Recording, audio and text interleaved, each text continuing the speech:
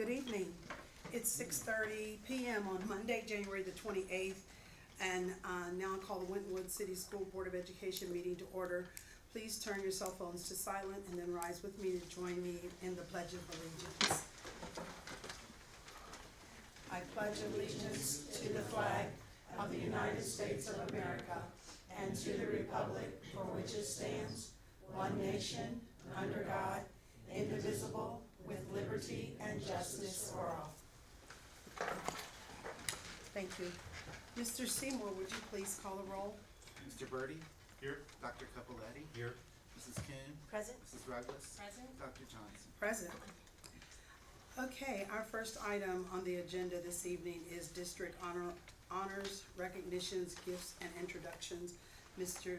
Superintendent, you have the floor. Yes, Madam President and Board, is there someone here from the Wallace?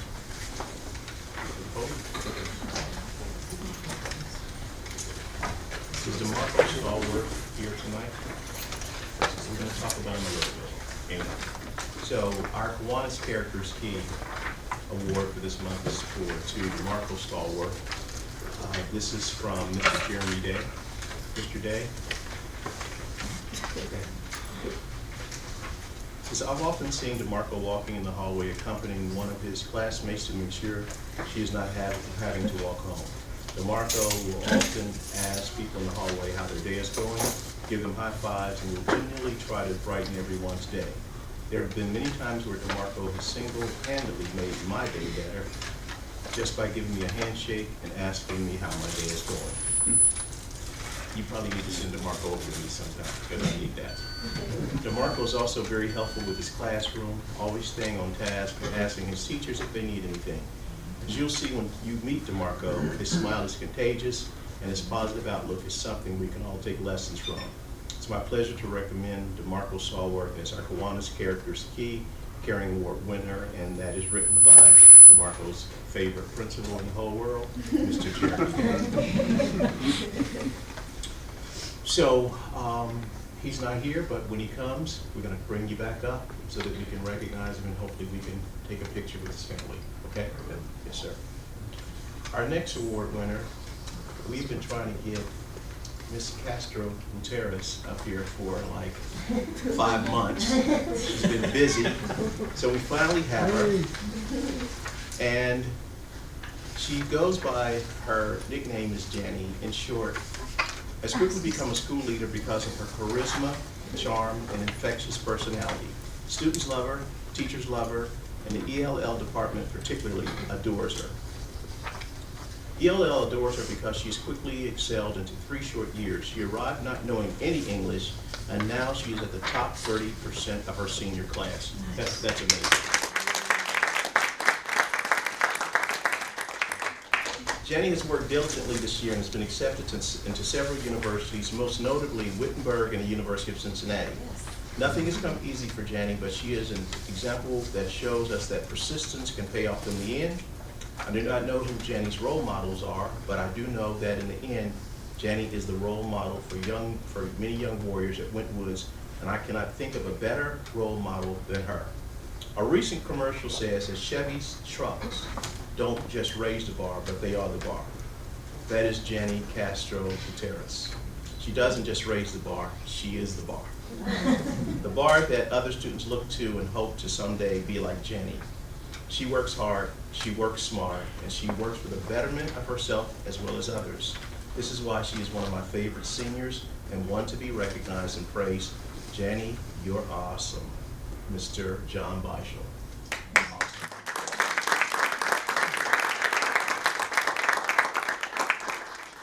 So, why don't you tell me a little bit about yourself? It's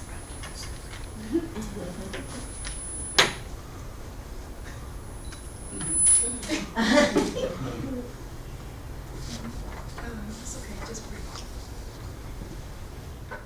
I don't know what to say. You know what? Dazzle us for a little bit. Say it in your own language. See what we get. See what we get. Wow, okay. Yo soy un estudiante muy inteligente. I don't know what to say. All right, you know what? We have Mr. Beischel thinks you're absolutely wonderful, and so do we. So you're between Wittenberg and University of Cincinnati. What are you going to major in? Political science. Political science. Fantastic. Oh. Awesome. Let's give her another hand.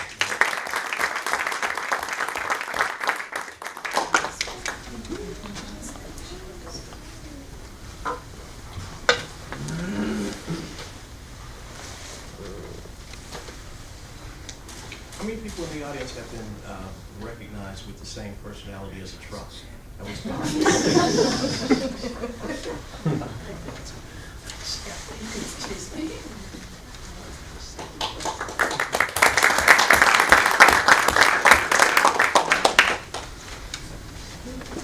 The next award winner is the Skyline Student Athlete of the Month, Riley Wallace.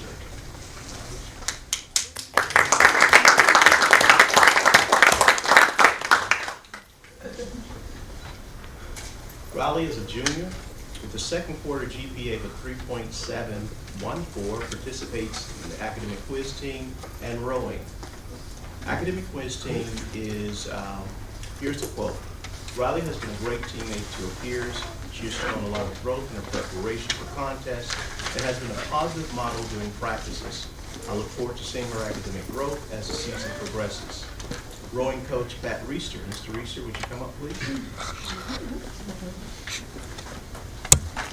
These are the quotes from Mr. Reister. As a new sport at Winton Woods, we strive to get better every day. If we improve, we will get where we want to be. Riley joined the rowing team in the fall of 2017 and strives to push herself in each practice, giving maximum effort and pushing her teammates to do the same. Riley is a leader on the water and in the classroom and has the maturity to organize all of her extracurricular activities, but always makes academics her #1 priority. I look forward to coaching her in the spring and her senior year very, very well.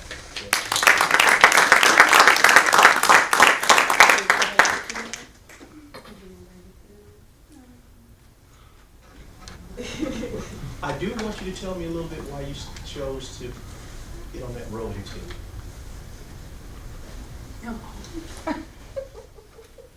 It was a sport I didn't really know was in high school, so Say again? it was a sport I didn't know that was in high school. Okay.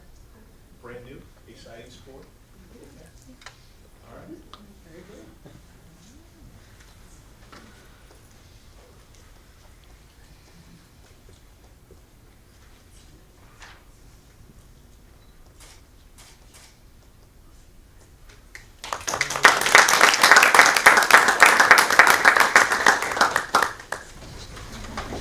Our next award winner, the January Skyline Chili Teacher of the Month.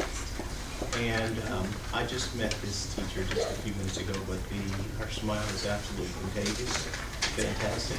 So I'd like to introduce Miss Lori Wilson.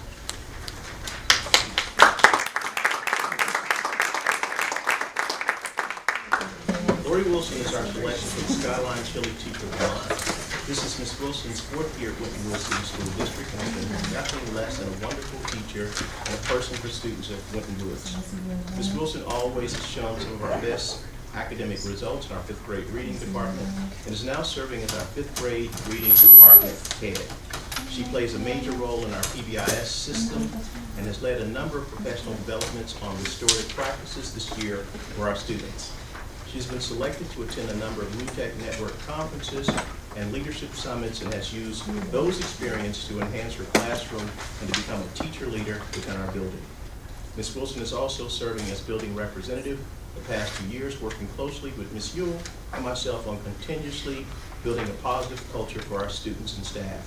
Her teaching style is very consistent and nurturing for our students with a perfect blend of high expectations for all. Ms. Wilson is not the type of teacher who wants the attention but put on her, but I believe she should be recognized for the great work she does for our staff and students. I would have my own kids in her classroom without any question. I'm very proud to recommend Ms. Wilson for the award for all of the above mentioned, but most of all because she loves our kids here in the Winton Woods City School District, and of course, your favorite principal, Mr. Jeremy Day.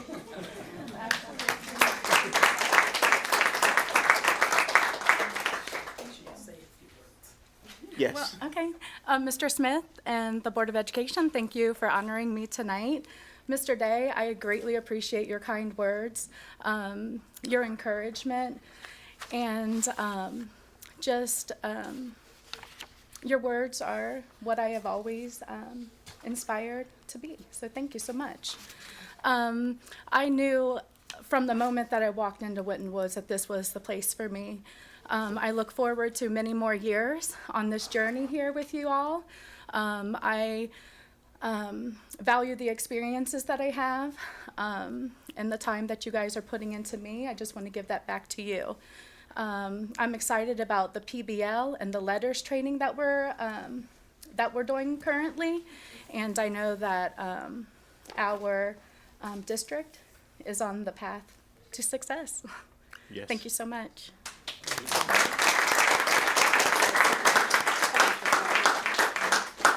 You know, our teaching and learning director, Dr. Holden, it's exciting. I haven't seen Doc smile that much in years. When Ms. Wilson says she's excited about letters training, I mean, she's just beaming now. So, fantastic. No, it's so true. I mean, I'm sorry to take up more time, but the experience that I'm getting from the training, and I am like immediately implementing it into our classroom, we are seeing excellent results. So no, it's so true. I appreciate that letters, because it really is targeting the skills that your children need to read, and that's what I do. So thank you for that. Way to go. We need one more picture, because I think she's going to savor this moment. So Doc, come up for the letters.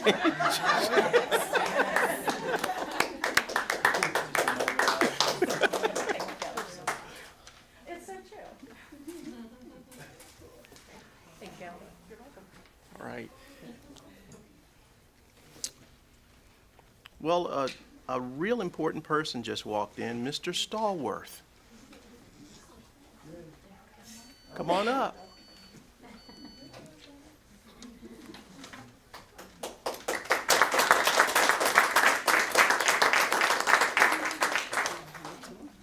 Mr. Stallworth, we'd like for you to get in front of the podium. So stand in front of it. Come on around. Yes, sir, so we can see you. Yes, sir. Turn this way. There you go. So I'm going to read it again. Is that okay? All right. Our Kiwanis Character is Key Caring Award winner for this month is DeMarco Stallworth. I've often seen DeMarco walking the hallway accompanying one of his classmates to ensure she's not having to walk alone. DeMarco will often ask people in the hallway how their day is going, give them high fives, and will genuinely try to brighten everyone's day. There have been many times where DeMarco has single-handedly made my day better just by giving me a handshake and asking me how my day is going. DeMarco is also very helpful within the classroom, always staying on task and asking his teachers if they need anything. As you'll see when you meet DeMarco, his smile is contagious and his positive outlook is something we can all take lessons from. It is my pleasure to recommend DeMarco Stallworth as our Kiwanis Character is Key Caring Award winner, Mr. Jeremy Day.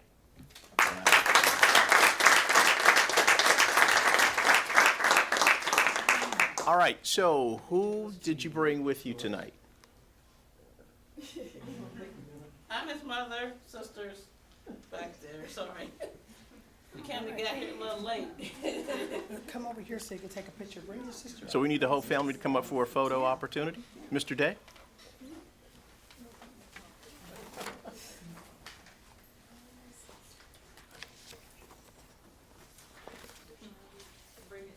Yeah, don't cover your face. Yeah, there you go.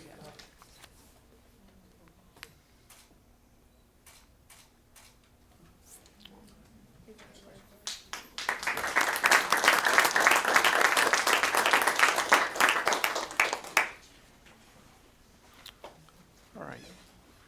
Ms. Jordan? Permission to be excused? Permission granted, sir.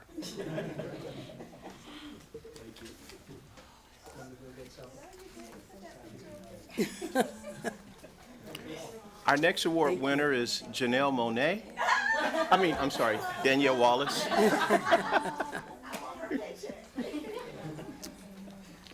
Congratulations, Danielle Wallace, from your district is highlighted in our winter 2019 issue of the Principal Navigator. You can read highlighted on OAESA Hero on page 8 in your complimentary copy of the magazine that was sent to all superintendents. I read it and I was very, very proud. So thank you for everything that you do for Winton Woods City Schools. Thank you how you represent us in the state and all of your legislative opportunities. We are very, very proud of you. Thank you for releasing me and letting me live all of my dreams. Yes, ma'am. So, a few words. So you know when you try to do things secretly and you don't want a lot of attention, somehow Mrs. Jordan finds me and Mrs. Denny finds me and Mr. Smith I can never say no to. So I'm just honored that he allows me to be a leader, not only at Primary South, but at the state level. I've had tremendous opportunities to network with other leaders in the state. And so this was an opportunity for me to tell my story as a leader. And I just had a blurb and she made it a really beautiful article. So I'll have to share it, not to Nice brag on me, article. but to brag on the work that we're doing in our district. So thank you, Mr. Smith. And you know, when you're out there celebrating the work at Winton Woods City Schools and all the accolades that come your way, remember you work here. Yes, sir. Okay, all right. I work here, 7 minutes from home. There you go. Oh my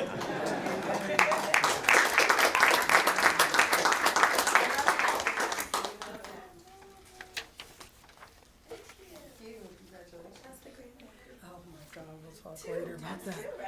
×2. The next award winner, we had the pleasure, how many of you have been to the Frischs in Forest Park? All right, I suggest you go. Not only is the food great, but they have a beautiful mural depicting an incredible athletic opportunity for all of our students. There's one part in there, before I celebrate this victory, there's one part in there where there are girls on a canoe with a canoe. If you could get with my artistic department, we'd like to put the rowing team and get rid of the canoe, if you don't mind, just to give you a little idea. So come on up, sir, and tell us a little bit about who you are and why you put that mural in there. That's what I want to know. Hello, thank you. My name is Tony Steele. I'm the store manager for Frischs in Forest Park. I've been at that location for about 3 years. I've been with the company for about 20 years. We just did a remodel about 3 months ago, and what Frischs wanted to do was to bring the community into their stores with the remodels. And we do a lot with Forest Park, the school district. And so we decided, I think the advertising firm that we go with decided to go with that mural to depict the cultures of Forest Park. So, Absolutely. How many of you have seen it? Absolutely wonderful. Yes, sir. You may not know that because of the mural, the way it's depicted, because of the young man with the helmet on. That's me. I want to let you know. All right. So, Dr. Johnson, would you give him the award, please? Thank you very, very much. Did anybody else come with you tonight? no, it's just myself. Okay, all right. Well, you and I'll represent. Thank you. We had a meeting there recently, and the hospitality was absolutely incredible. Thank you again, sir. Appreciate it. Do I have permission to leave out? You do have permission, sir.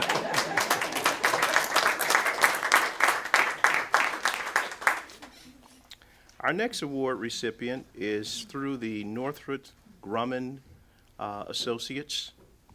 There's a rep tonight. We didn't know who was coming, so you'll have to give us your name and your information when you get up to the podium. Yes, sir. Right now? Yes, sir. All right. So my name's CJ Wilcox. I'm the president for the AETG group at Northrop, and yeah, happy to be here. All right. So Northrop actually donated $1,000 to purchase virtual reality goggles for Winton Woods High School student projects. Thank you very much. We appreciate it.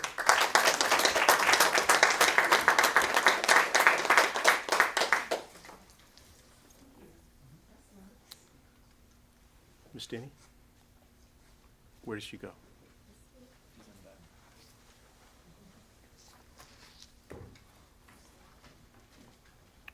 Tell a little bit about the gift that was presented to us by the Schott Foundation, and a little bit of what we plan to use that money for. So we have our third annual Night of Freedom coming up on March 7th. It's a Thursday night from 6:15 to 8:30. We were so excited because we're going to be able to showcase our students once again the performances and academic projects all around the subject of freedom. So the last 2 years, if you did not come, I highly encourage you to come. We had over 1,000 guests each year, and that was not including students. So over 1,000 guests that walked through the door. It was highly successful. So this year, there is cost associated with the event, but we think it's so important for our students to be able to be part of it. So we reached out to the Schott Foundation. They actually doubled the donation from last year to $10,000. Bravo.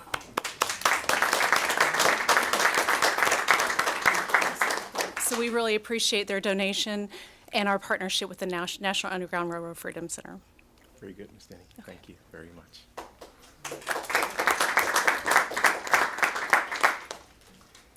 Of course, everyone in the audience knows that January is what?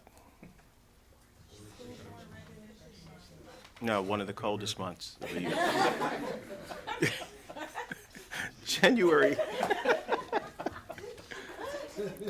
January is School Board Recognition Month, and we'd like to have Lily Smith come up and celebrate with our board members. No, you have to go. I got one more. The student, staff, and communities of Winton Woods City Schools join the Ohio School Board Association to honor the exemplary leadership service and endless hours of dedication given by elected board members. Thank you. So this certificate is presented to Dr. Viola E. Johnson, and it is in sincere appreciation for exemplary leadership and service to public schools. Very good.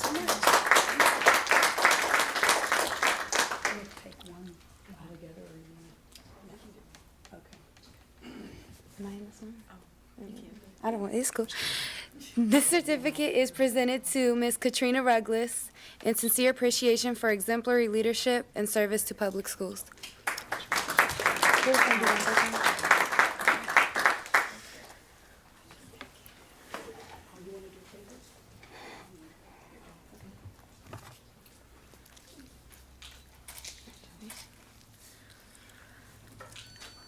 This certificate is presented to Mr. Jeffrey Birdie in sincere appreciation for exemplary leadership and service to public schools.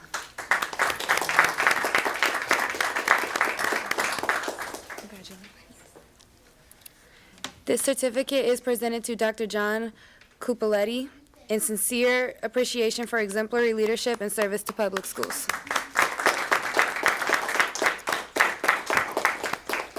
This is anticipation.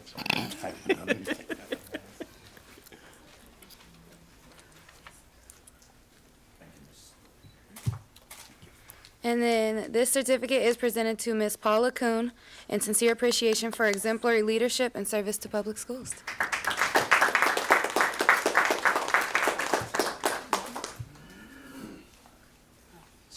I worried to put you in the middle because you were kind of short.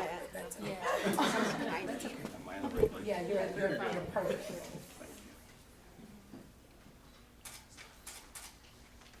She'll stay up there for a second. The executive team of Winton Woods City Schools wanted to give you guys some special endorsements because of your leadership and your service to the community. And so you're going to receive 3 books. Yes, I know you've been begging to read them, so here we go. So the first book is A Whole New Mind by Daniel Pink. And there are 6 fundamental human abilities that are essential for professional success and personal fulfillment. First book. The second book is Culture and Learning, 5 chapters, Why Culture Matters, What We Know About Human Learning and Effective Instruction, Culturally Sensitive Instruction, Culturally Sensitive Classrooms, and Keeping Culture in Mind when Working with Families. And then your third book, Curiosity, we've been working with on that one with the executive team, and it's by Patty Shade and her husband, Richard Shade. Helps students develop the skills and attitudes necessary for the challenging 21st century life and work requirements, preparedness, preparation, and steadfastness for our students to be future ready. So these books are really going to be part of your library, and we hope that you read them. There will be a summary and report due Friday, next Friday. So just be prepared. But thank you guys for everything that you do. You are absolutely a wonderful board to work with and work for. Thank you.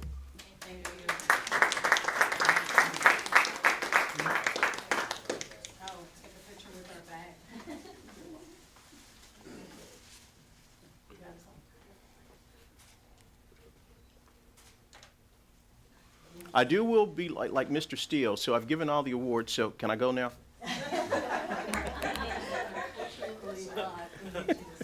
No. All right.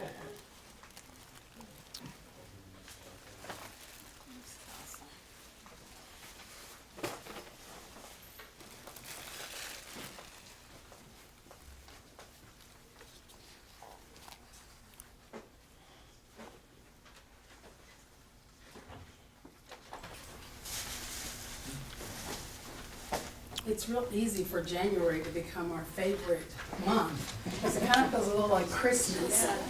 And I guess I should apologize that we're kind of to your side. It's just kind of the way the chairs were set up, but it was for a purpose. So, thank you, everyone, for the awards and recognitions. Thank you, Mr. Smith. And congratulations again to all our students, the teacher and the administrator, as well as to our wonderful community members. Also, the board appreciates being recognized for the work that we do for the district. Got you.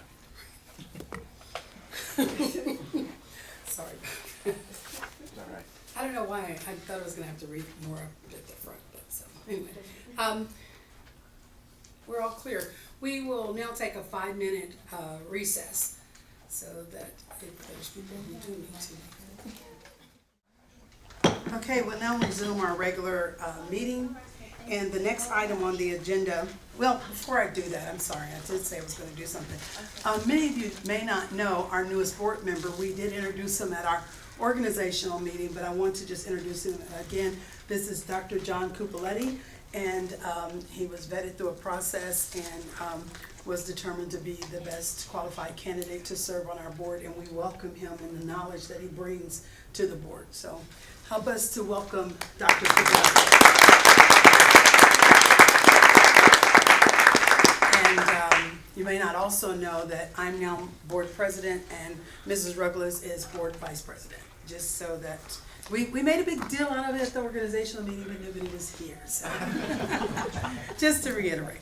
Okay, now we'll resume. The next item on our agenda is 4.01, and that's public comments, and I do not have any slips of paper for public comments. So seeing that there are no public comments, we'll move on to 5.01, and I know she will appreciate that we moved her up on the agenda, the Winton Woods Teachers Association representative. Oh no, you're OPSI. Is there anybody here for Winton Woods Teachers Association? No. So OPSI, please come forward. I'm sorry, it's 5.02. Good evening.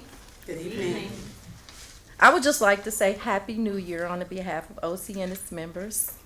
I also would like to welcome Dr. Cupoletti on the behalf of OC and its members and myself. I also wanted to state the facts that we OC are so excited about seeing the construction take place. We are like high-fiving like, yeah, it's really happening. I also wanted to tell Danielle Wallace, congratulations on being featured in the magazine. I also wanted to state that DeMarco Starbury, he is a student of mine that rides my bus, and he is so helpful, and I was so happy to see him. Congratulations to him. And again, I just wanted to say Happy New Year, and OC is excited to start the new year. Thank you. And again, board members, thank you for moving us up on the docket. I really appreciate it. Thank you.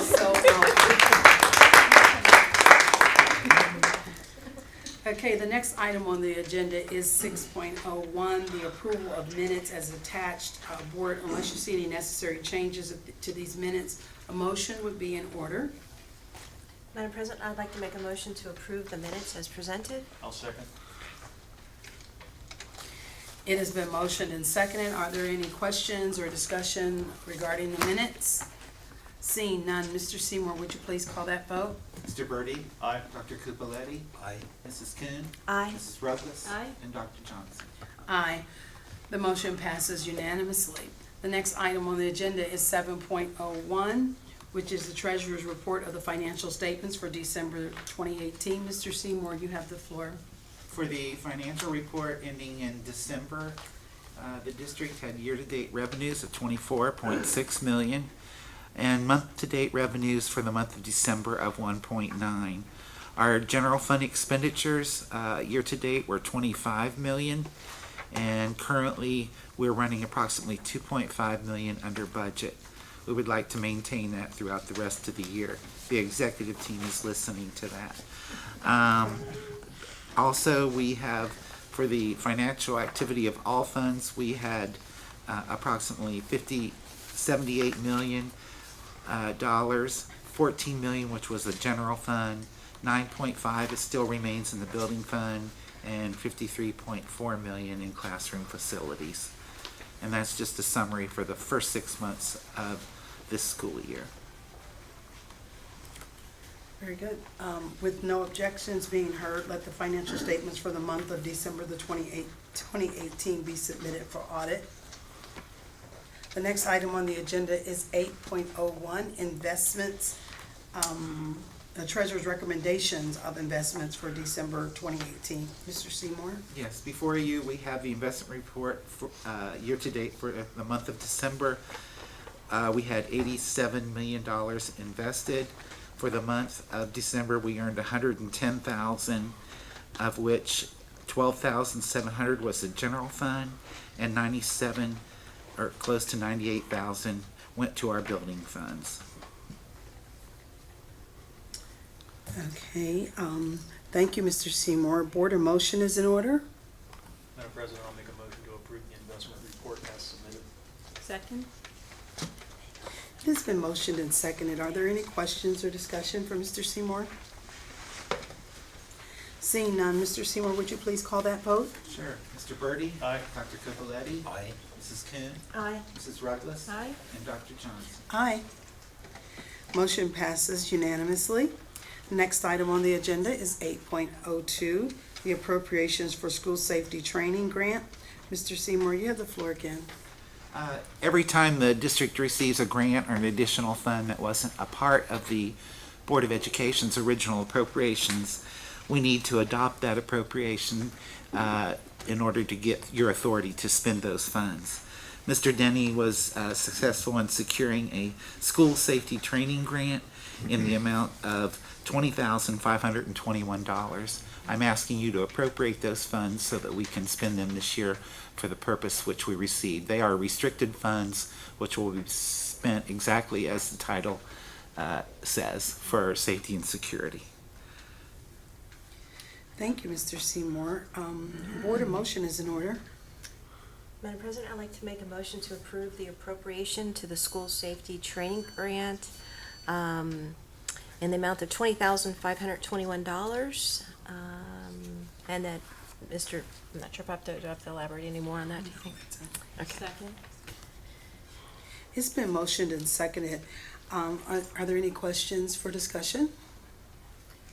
Well, I want to appreciate the initiative that our administrators take on looking for, call free money. It's extra money that's beneficial, and we appreciate the initiative that our staff does. So, but thank you very much, Mr. Denny. Second that. Yes, it always is nice to get a grant that helps fray some of the costs. Any other discussion? Okay, seeing none, Mr. Seymour, would you please call that vote? Mr. Birdie? Aye. Dr. Cupoletti? Aye. Mrs. Kuhn? Aye. Mrs. Ruggles? Aye. Mrs. Johnson? Dr. Johnson? Aye. I know with all these Mr. and Mrs. Yes, and it's kind of Drs. complicated. Yeah, it's okay. It's really okay. Yeah. Okay, the next item on the agenda is 9.01, the reports of the superintendent, the school reports. Mr. Smith, you have the floor. Yes, Madam President and Board, we can't stress enough, the midterm is coming up February 1st. And again, for students that are doing exceptionally well, keep going. And for students who have a few challenges along the way, let's get some support so that your final report in 5 weeks would be outstanding. There will be an interim report coming out on February 8th for all students. There is professional development February 11th, so there is no school for students. And February 12th is the college and career fair, and it's the Family University. Before I go on more about the Family University, I'd like for Mrs. Denny to come up and talk a little bit about how we created it, what the purpose is, and how we plan to implement it in the future. So last fall, we had our first Family University, and it is a wonderful way for our parents and our community members to find out more about different subjects. Really, it's a wide range of subjects, from school safety to project-based learning to ECHO to STEM. Trying to recall some of the other sessions, but the sessions are roughly in 25-minute increments, and our parents are able to really, almost like a conference, if they give us 3 hours, they really can move and attain a lot of information that is helpful for their children to succeed in school. So it's been, we decided this year, or this spring, to take the opportunity to combine with the high school and their college and career readiness evening. And that has been very successful over the last couple of years. So we're hoping that with the parents coming in already, we'll utilize that time during some breaks and be able to have a smaller version of Family University here in the library. So we have pushed that information out. If you want to go to the website at wintonwoods.org /FamilyU, all the sessions are on there. And just one evening and you'll get a lot of information. Okay, and one more thing. Yes.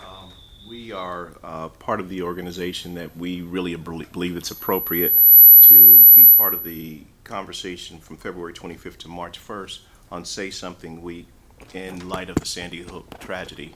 So, Ms. Denny, can you tell a little bit why we're involved and what that means? Right. So I believe this is maybe the third year that Yes. we have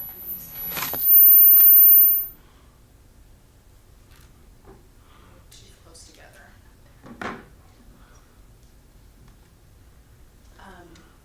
So the Sandy Hook organization every year has 1 week set aside to dedicate to a program called Say Something Week. So what we do is we send a letter home with parents, telling them the importance of kind of recognizing that our students are our best resource, and that we want to make sure that we provide an environment where they feel like they can say something if they see something. So if they see something, they say something. We have wristbands that we hand out that I've seen students wear all year long. So we also have a wall where we have our younger students, where they will make sure that on the playground and in the cafeteria that no one sits alone, that no one plays alone. So we really make it more age appropriate for our younger students. And then to kind of commit to that week and to that idea, we have a wall where they sign their name in commitment to, when they see something, say something, and to not let anyone play alone. Yes, and I'm happy that the board had agreed to the distributed dining, those small, intimate dining experiences, because I think it gives young people an opportunity to be with a group as opposed to being in a cafeteria with 700 kids. It makes it very difficult to figure out, am I struggling here, and who are my peers, and how do I get the attention that I need? So the distributed dining is not just about food, but it's about relationships. So thank you for moving that forward through the master facilities plan. All right, thank you. Well, I actually have a question. So the Family University is at all schools, correct? the Family University is held here, but it actually is for all grades. I'm For glad all you brought grades, that up. yeah. So we really try to utilize, when the college and career fair is going on, for really our grades, not just high school, 7 through 12. It's great for our 7th and 8th graders to be able to come in and really get an idea. It's fun for them, it's exciting for them to be able to get an idea of what their future might be. So we would even encourage them to come in. It's also for our 8th graders, it's a transition night, so they can kind of an open house. I know the guidance office has plans for them, for 8th grade parents and students to come in. I don't unfortunately have the information with me, but that's a great evening for them to really have a bridge to the high school for next year and not just like a week before. Right. So that'll be nice for them. So during that college and career fair time set, that's when we bring our younger parents with younger students in the library, and that's when the sessions are for like reading, for math, for those for those age brackets, specifically math, or I'm sorry, reading for the 3rd grade, guaranteed to support parents in that way. So we have one session for that, and I know we have another session for our math, because we know that parents of all the things that they want to help their children with, it's always math. Because that's always their number one wish and ask. And I just have to applaud the administration and the students, and the staff implementing the Parent and Family University, because we all know that having parents involved, they're one of our best assets to help in this, trying to improve anything that we're trying to do, and finding very value-added things for them to do. Not all parents want to come, the old school of cutting out things, sitting in the classroom. They don't want that. Our parents they have a lot that's going on, but finding ways that they can come in and learn about some of the things where we need more parental support is very intentional programming, and I applaud you. That's wonderful. And also, there will also be other resources there, like we're gonna have Envision Children's there to make sure that they'll be on site for any parents that might want more information about the after school or their summer program. They're starting to collect registrations for that. We would highly encourage, all the information is on our website at wintonwoods.org/envision. And then we'll also be sending that out on a consistent basis as well as we're getting ready to do an article on it as well. Thank you. Thank you, Mrs. Denny. The next item on the agenda, Superintendent, is 9.02, technical changes to board policies. Yes, Madam President and Board, there are 3 technical changes that need to be updated in the policies. One is the address change to where the board office is. The other is the compliance officers. Mr. Denny is the compliance officer, and as well as Ms. Wilson. So those need to be updated. In Neola, the compliance officers were listed, but they didn't tell who they were. So we wanted to be more transparent so that people know exactly who the compliance officers are. Thank you. That's mostly informational. Yes, ma'am. There's not a vote that's required for that.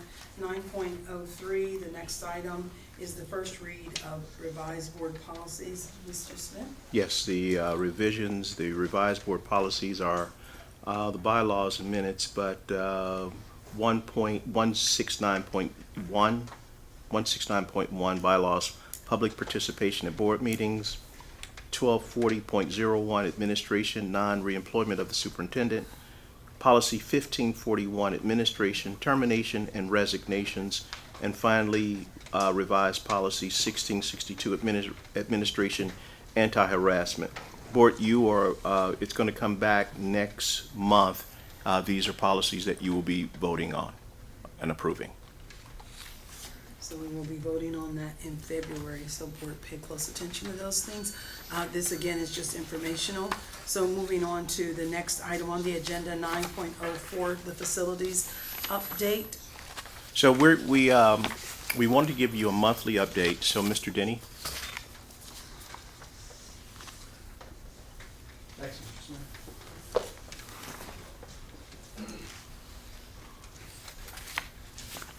Let's try this and see if we can do it without feedback. Do you have 2 mics sitting there? Yeah. There is one here. Take one away. Just, yeah. Is that okay, Tony? Yeah. Okay. Good evening, Board. Good evening. Thank you, Mr. Smith. So I have the privilege this evening of just giving a quick update on where we are with our facilities, master plan and the progress to date. It's been since October when we started. Thank you, Board, for authorizing the early site package. It allowed us to get a jump on things and really establish some early work before we move into full-scale winter, which is where we are now. So it's been interesting of late. But I really wanted to just do a quick where we are, where we've been, and where we're going type update. So I wanted to start with, when we talk about where we are, one of the things I thought we could start with is just our district website. And this is for the board, of course. You're probably aware, but perhaps people tuning in at home or people in the audience were not aware of this. It's pretty easy to navigate to our homepage and then scroll to the bottom. And that large blue rectangular box in the lower right-hand corner says construction updates. You can click that, and it does translate well on a mobile device as well. And then you can see a variety of information about the project, some of which has been established for a long time. But one of the things you'll be able to see is this weekly blitz is listed here. So you can click the weekly blitz, and it will show an update of what's happened that week. It's a quick snapshot. It's literally just a few sentences, but it's got some pictures, and it kind of shows the current state of the project and what activities were essentially going on that particular week. So this is from the previous week, and it has been a little more difficult with winter. We knew what we were getting ourselves into, and again, it's definitely worth it because we've got a big start on the project and getting the building pad ready to accept the foundation. But you can see that basically they're doing what's called cut and fill operations. So if you've been behind a truck in Green Hills or on Winton Road, headed from Green Hills to the high school, we have to raise, I think is it 22,000 cubic feet of dirt? Cubic feet, about 8 feet. Yeah. So if you were to stand on Central Drive and look out into the middle where the low spot was in the field, that was 8 feet lower. It had to be raised. So a lot of that dirt right now is coming from the middle school. So we're being very efficient. It's a very low cost way of preparing the building pad. So this is where we are now. We're also working on water lines. So unfortunately, on both projects, the water line for the building that exists on site cuts straight through the construction area. So we've got to reroute that line, reconnect it to the old school, and then demo the line that's in the way. So that work actually started this week as well. So that's where we are now. Where we've been, thank you, Board, for authorizing the early site package in September. And since that time, October to date, you can see big machines crawling around on both sites, a lot of dirt being moved. And it's one of those things where you see a lot of activity, right? When a building's being built, for a long time you don't see anything but just trucks rolling around and big machines. And then all of a sudden, pow, there's a building. That's coming. We're not quite to that point yet. We are roughly on schedule. We are a little behind because of weather, but we're not behind to the point where anyone's concerned that we cannot make up the ground. So that's where we've been. Where we're headed is for the building foundation. So what will come before you later tonight is GeoPiers. And GeoPiers at this point, or rammed aggregate piers as they're called, are all about keeping us on schedule right now. This is a way to stabilize the building foundation. We'll talk more about it later. But that's where we're headed, is the piers, because that's what allows us to actually pour the foundation. And it's a way to, you recall that some of the barriers we've run into, in addition to steel and aluminum tariffs, we ran into some soil problems. In addition to that, there were just market conditions that caused us to be over budget. We worked through all that. We're on budget. We're approaching GMP. So hopefully next month, or we hope at March at the latest, the guaranteed maximum price, GMP, will be brought to you for your consideration. And that's the big one. So you've had what would be 3 GMPs to date. The early site, which was already approved, to allow us to get started on prepping the building area and getting the foundation pad ready. The GMP to GeoPiers, for the GMP for GeoPiers, in other words, the guaranteed maximum price, to allow us to anchor the foundation into the soil. And then the next piece is the actual building itself. So that's the big one. And that's coming, we hope, in February. We hope at the latest in March. So that will be coming soon. So for the sake of creating continuity, since Mr. Denny just gave the updates about the buildings, would the board be opposed to him going through and talking about the easement and the GeoPiers that are all connected to building operations? Is there any opposition to that? Yeah, thank you. Smith? That would move to item 10.06 and 10.07. So we're just replacing those. Okay. One thing that I want to say about the GeoPiers, those are in every construction site known to man at this point because of foundations that's not very stable, dirt that's not stable. They're at hospitals, they're in athletic complexes, they're in schools, they're in big corporations, they're in government buildings. So the GeoPiers are nothing unusual. It's just that when you're working on this particular soil, you have to be able to stabilize it. Otherwise, pouring the footprint and the foundation wouldn't even occur. The OFCC wouldn't even let it move any further. So that's where we are. And Mr. Smith, if I could, I'd also like to invite someone up from Skanska Construction. We have Absolutely. Chris Soto here this evening from Skanska. So thank you for being here, Chris. Of course. And if questions come up, Good evening, everybody. Good evening. I'm going to try what some other folks have done here and see if we can get away from the squeaking. Okay. Yeah, Chris has been gracious enough to be able to join us this evening just to answer questions that might come to mind that are specifically construction oriented. I'll do my best to do those things, but he's an absolute expert in the field, so we're happy to have him here tonight. Were there any things that came up in the where are we now, where have we been, where are we headed that aren't clear or that you'd like more information on or that Chris could elaborate on, anything that's come to mind? Well, remember the board did receive last, at the work session, they did receive a introduction about GeoPiers and what that process looks like. So they probably need just more information because it's more than just a snapshot that they received. Sure. I had a question, but I think you'll answer it as you get moving into. Okay. Just in terms of agenda, Mr. Smith and board, should I go to GeoPiers next and then approach the easement or do the easement and then GeoPiers? GeoPiers Yeah, first, okay. that would be 10.06 on the agenda. Okay. Just for a matter of record keeping. And that's the amendment that we're looking at. So Great. that's- Yes, thank you. So I have the handout that you may have seen. I'll just pass it out again. This is from the GeoPiers. It's a Cliff Notes version.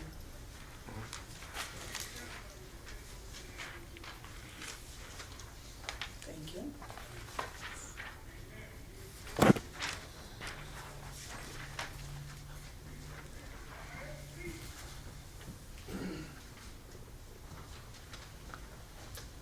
So this is something we came up with just as a quick Cliff Notes version of what are GeoPiers. And the technical term is rammed aggregate piers.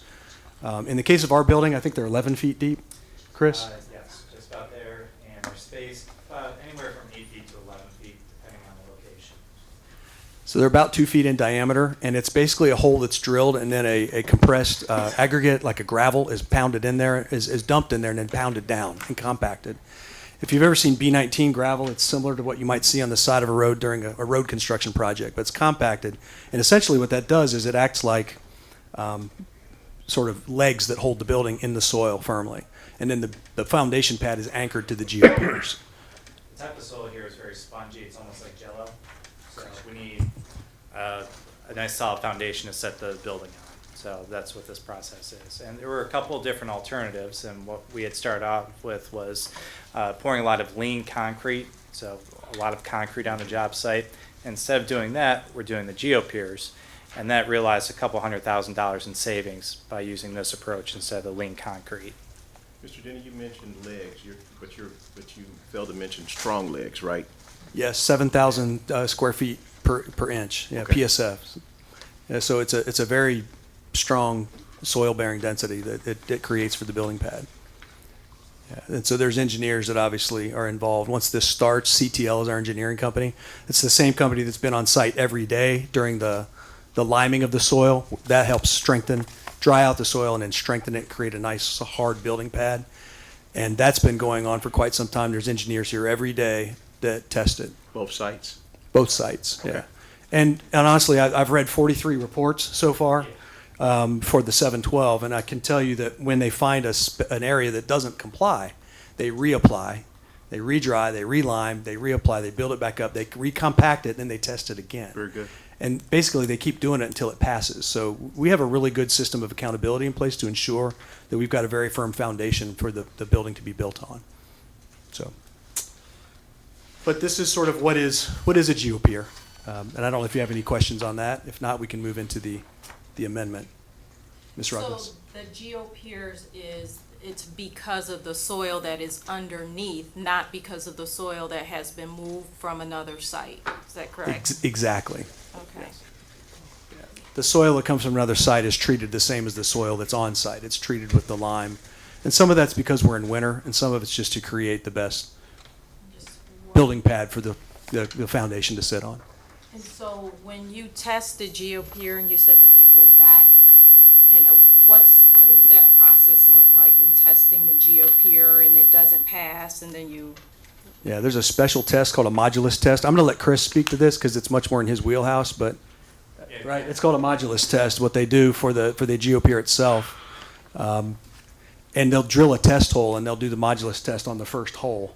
Correct, yeah, so initially they verify that the GeoPier is going to work in these conditions. So they load up with a bunch of weight, make sure it holds the weight, 7,000 PSF.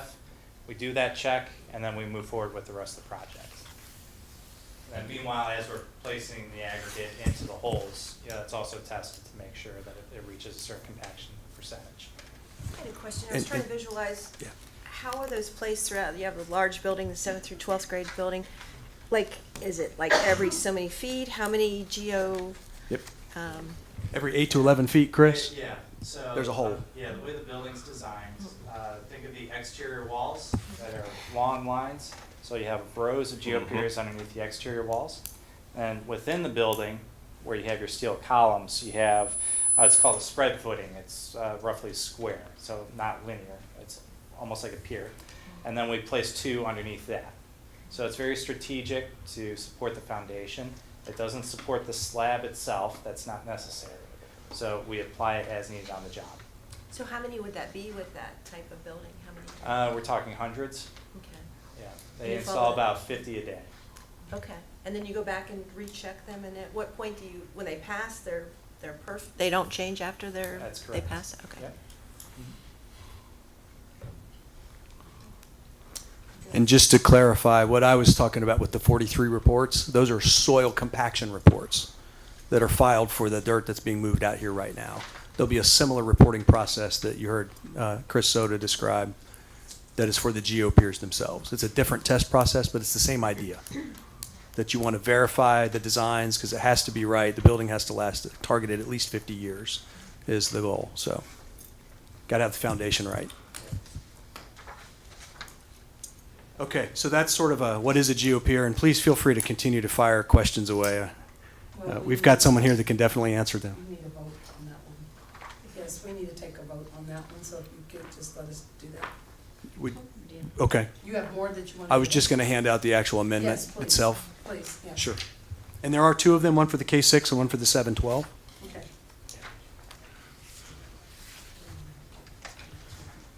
So this is very similar to early site. There are 2, although it's actually less complicated. With early site, there was also demolition involved. You recall we had to demolish the parking lots, at least parts of the old parking lots. So there's no demolition involved in this one. One of these, the K6, is worth $188,000. The 712 is worth $216,000 if you're looking for the amounts. So it's a fraction of the cost. These costs are not added costs. I wanted to stress that. These are costs that you would have seen with the full building GMP package. They're just coming early, so it keeps us on schedule. The contractors that do this work, GeoPier is similar to Band-Aid. Band-Aid is not a term that's an actual industry term. It sort of is a household term, but a Band-Aid is a company name. Adhesive strip bandage or adhesive bandage strip is the actual technical term, right? Rammed aggregate piers are what we're talking about. GeoPier is actually a company, but they're so well known for doing what they do. I don't know if they have a trademark lock on it or proprietary rights to it, but the contractors are few and far in between. So if we miss our window right now of starting the GeoPier contractor, they move on to another job, and they're not just in Cincinnati, they're all over the region. So we don't want to set our project back. So this is all about timing. It's all about keeping us on schedule, and we were scheduled to start GeoPiers, Chris, early February. It was early February. We're trying mid-February at the moment, and due to weather conditions. So that's the reason this isn't just part of the overall building guaranteed maximum price document. I wanted to make sure I touched on it. It's not an added cost. It's a cost that's coming early to keep us on schedule. And so you won't see this cost again later in the building package because it's already being requested for your review and approval now. So, just to reiterate, you're saying that there is no additional cost. The cost is already figured out in that, and it's just coming early just to keep us on track with our building process. Right? Exactly.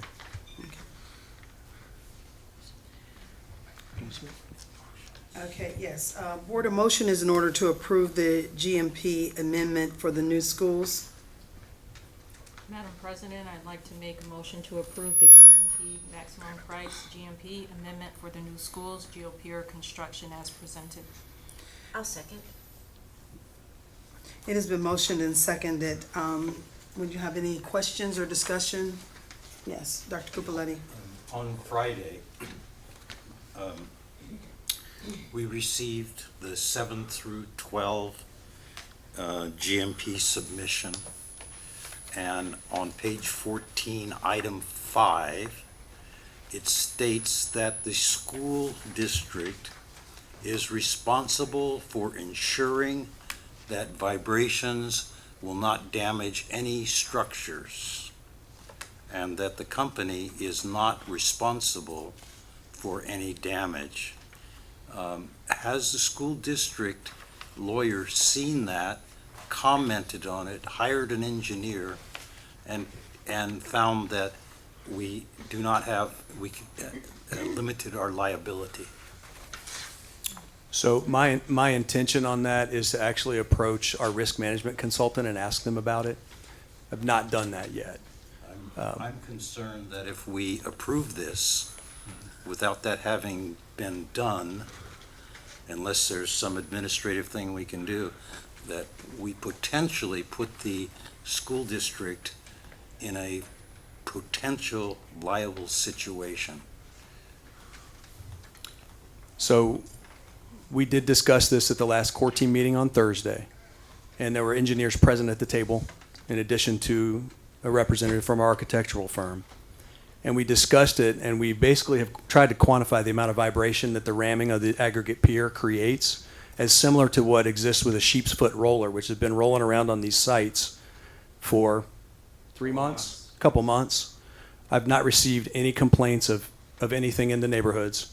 There's only homes near the K6 there's really no homes near the 712. And the homes that are near the K6 have not indicated any concerns with what has happened with the rolling of the sheep's head steamroller on site, which creates about the same level of vibration according to the construction folks.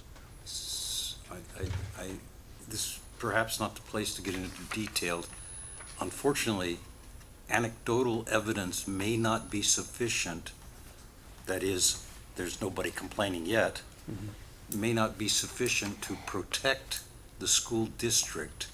And so what I would suggest, and there are many things you could do, is actually an engineering firm at least make a decision as to whether there is a potential for liability. And then the second option would be to find some way to insure against liability.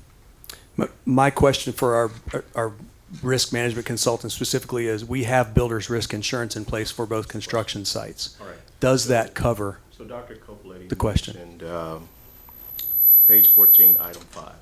So the CM at risk, what is the risk of liability? What risk do they carry, and how does that transfer over to them and not the district? Because we selected that intentionally, correct? Correct. Okay. Yeah, so this application, especially when applied where there are a lot of surrounding buildings, it's hard to delineate what's existing in these buildings and what may have been caused by structure. So to do that survey would take, well, it would be a very involved survey. You would have to survey every home. You would have to go into every home Correct. to determine cracks and Yes. leaks and foundation structure, right? Correct. Okay. Yes. In order to establish a baseline of what was already existing versus what may have been caused by the installation of the GeoPiers.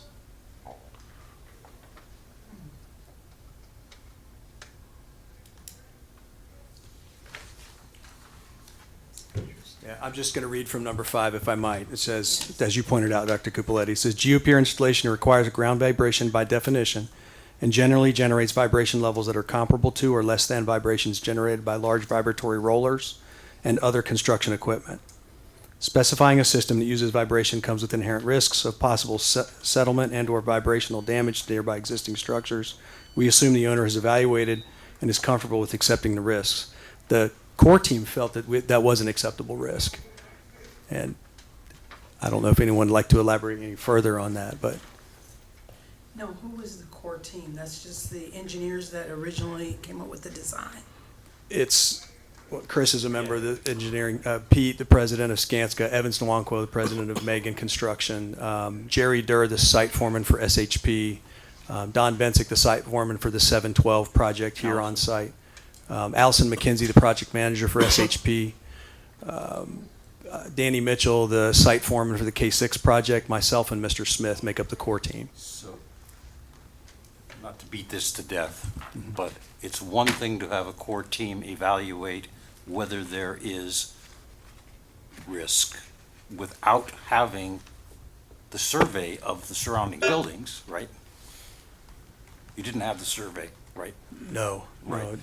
no, So that would be fine, as long as the school district doesn't find itself with a liability. Now, I don't think your company wants to accept the liability, and so my suggestion would be, is there somewhere else that the liability can be protected against? Whether it's another company. It's a great question. Whether it's an insurance company, because you're not going to sign off on the liability, right? Well, not as it's currently presented. Right. Now, if that was something, if we were hired to go through and evaluate the homes, then yeah, we would consider Or that. whatever. So I'm not suggesting you do that. That's my concern. No, I think it's well stated. It was definitely discussed, and we can pursue trying to mitigate risk. That's definitely on the agenda. Well, I do have another question. I think that neighborhoods vary based on how their age and, you know, what kind of construction you're talking about. So GeoPiers have been used in other construction sites, right? Any in this immediate area? Yes, they've been installed throughout the Cincinnati area. Okay, all right. So the risk that that districts or companies have incurred from the GeoPiers with the pounding in the pavement, have you guys run into any issues about liability in sites and suits and lawsuits and things? Because I can tell you, the issue with the dirt in the back by the football field, that should have been the liability. That should have been the issue, and it was not your company that was working on that project when the football stadium was put in. It was flooding into homes, and those people had a real issue, meaning they could have come back and talked to the board about stopping the construction, but they were very patient because the situation has been taken care of. So I do understand Dr. Cupoletti's concern. Who assumes the risk, and have we done this before, and what does the risk look like, and are there claims all over this region from GeoPiers damaging property? I can speak to my company's experience in the Cincinnati area, that we have not had an issue with the GeoPier installation, complaints by neighbors or otherwise. I would have to contact the GeoPier company themselves to see if they have had any questions, concerns, problems on their job sites. What people have to realize, GeoPier is not necessarily a process, it's a company. It's an actual company. All right, Ms. Wilson, you had a question? I was just gonna say that, in the interest of not sort of suggesting a potential claim, we might want to take the discussion offline. Absolutely. And have that discussion maybe, in a different. That was what I was getting to. Thank you. Well, I agree with that. So 10.06, while it has been motioned and seconded, I think we would like to table it until we have an opportunity to get some more information. about it, 10.06, regarding the GeoPiers and the assumption of risk and liability. Okay, so we're going to. Understood. What does that mean as far as the schedule is concerned, though? It's nothing? No, definitely not nothing. Just depends on how long it takes to gather the information the board feels it requires to make the decision it feels is more informed.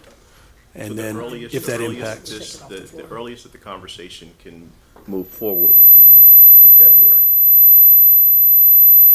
Then we potentially have a schedule. Yeah, potentially. Now, we will do our best to work with the school district to limit that impact. We're here to be good neighbors. We want to be good constructive folks. We want to work with the district as best as possible. So until everybody's comfortable, we'll only proceed at that time. You made the motion to approve it, and Paula seconded it, so no. We're discussing, we need a motion to table that, put it. So moved. Okay, who's gonna make the motion? I I can't. make the motion that we table 06. 10.06 on GMP amendment until such a time as you can come back with more information about assumption of liability. Okay. And how quickly can you do that? Well, we can come back with information from GeoPiers probably within a few days about their experiences in the Cincinnati area. And then as far as risk mitigation. Yeah, a few days for risk mitigation, but if it's the board's wish that we pursue inspections and things and engineering, that could become a different timetable. Yeah, we have a motion on the floor. We need someone to second it.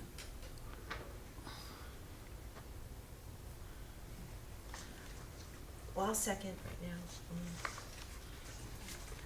It has been motioned and second to table 10.06 until we, such a time we get more information. Can I? Any more discussion? Yes, go ahead. I just wanted to bring up, though, that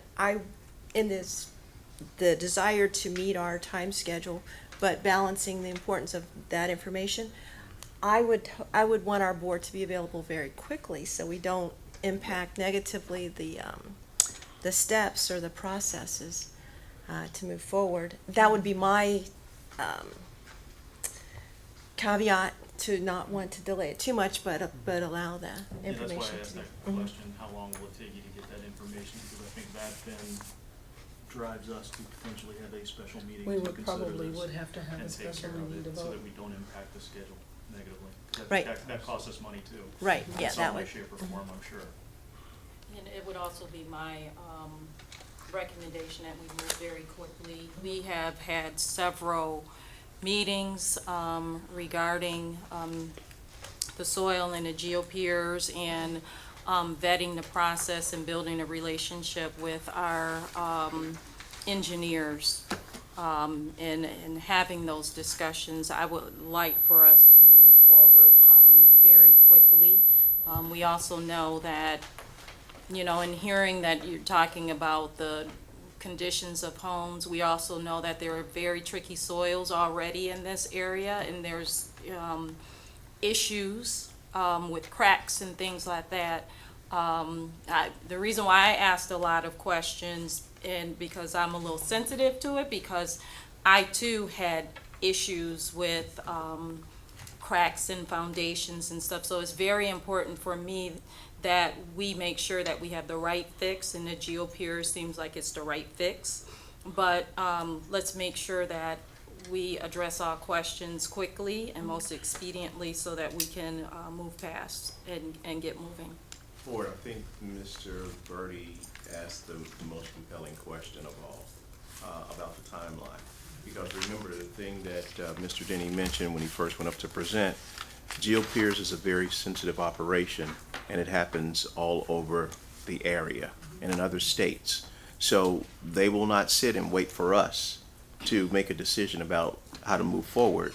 They will go on to the next operation because we're on a list to make sure that it works. Well, that brings me to another question, I guess. Then if we don't believe that there's houses close to the 7 to 12 Can you area go that on? would need to be treated.